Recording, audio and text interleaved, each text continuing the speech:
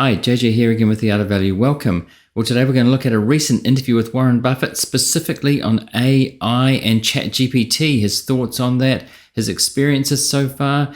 Buffett gave an interview in Japan with CNBC, a 2.5-hour interview. So I'm going to do a little series pulling out some things that he said, discussing them, reacting to them. So let's get straight into it. We keep talking about ChatGPT and potentially how that could transform AI, how that could transform our economy in the future. And obviously, there's also lots of questions about whether AI is dangerous and we have the right policy set around it. And I was curious if you've given much thought to any of it.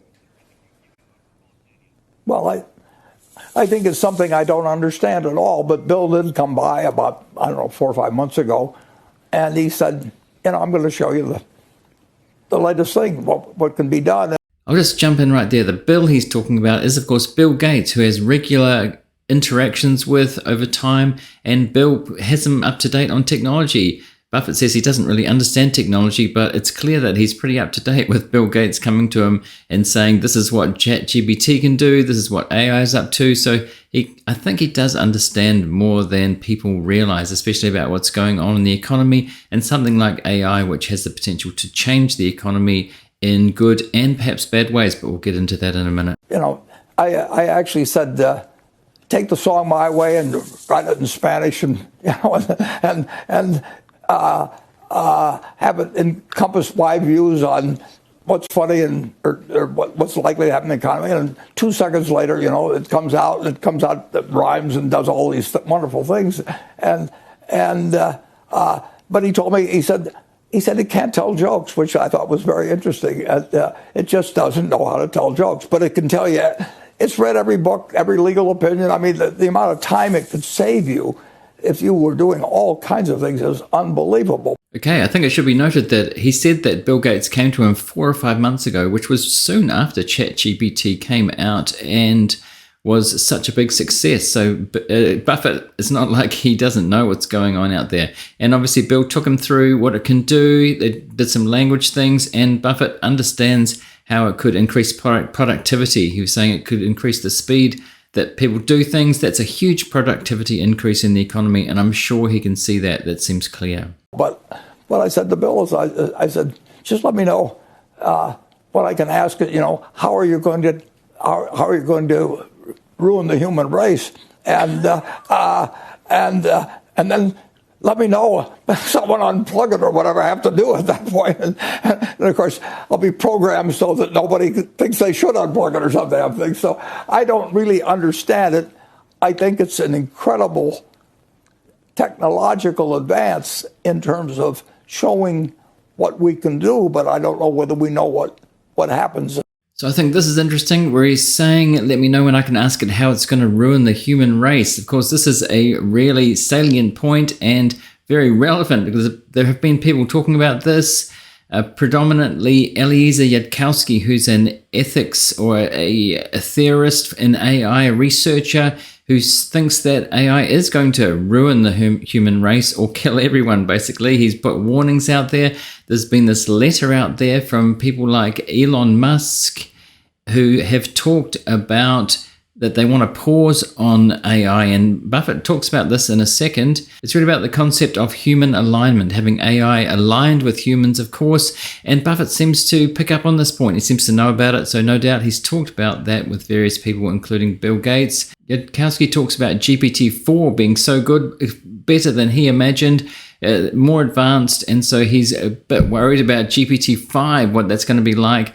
These stories about the possible annihilation of the human species by accident, and he wants to slow it down. He thinks it should be closed AI, not open AI, because it's out there on the internet, and there'll be a point where it kind of takes off and does what it wants, or we just don't know what it's doing.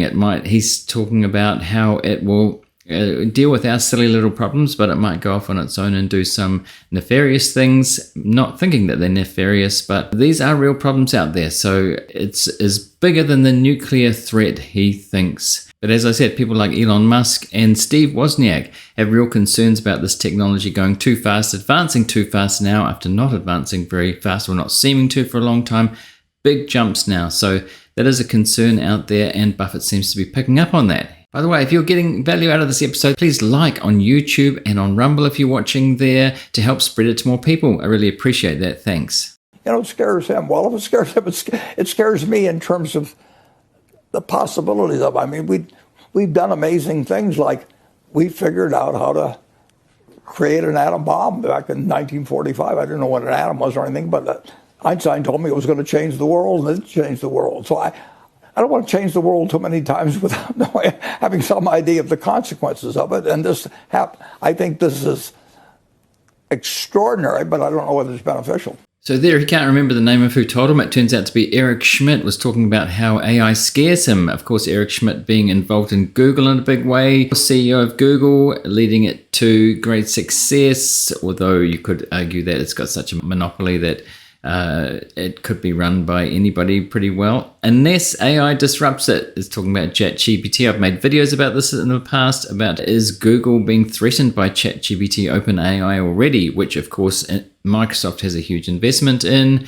He talked about how Einstein said the nuclear development would change the world, and of course it did, in good ways and in bad ways in terms of nuclear technology. And Schmidt said AI could be the same way, and he just doesn't know how it could benefit the world yet. You can see some of the threats, but he did talk about the productivity benefits. But where it's at, he just doesn't know. He doesn't understand it enough. It seems to me that he does understand it quite well, though. He's touching on all the main and relevant topics that people are talking about right now in terms of where will this take us. Nobody knows where it will take us. It could take us to a bad place if it gets away from us, or these huge benefits economically and productivity. And then there's the loss of jobs factor, which he doesn't touch on, but people are concerned about that too. Eric Schmidt, and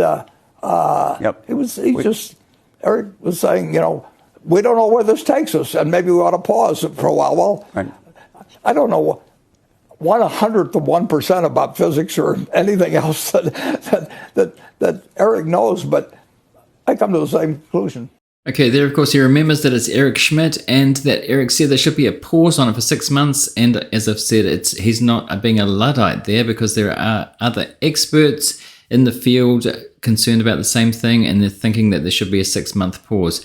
Of course, it could be argued, it is being argued, that people like Elon Musk are saying that because he's kind of behind in AI, and he wants 6 months or so to be able to catch up with his own endeavors in AI, which he definitely is doing, even in Tesla with FSD.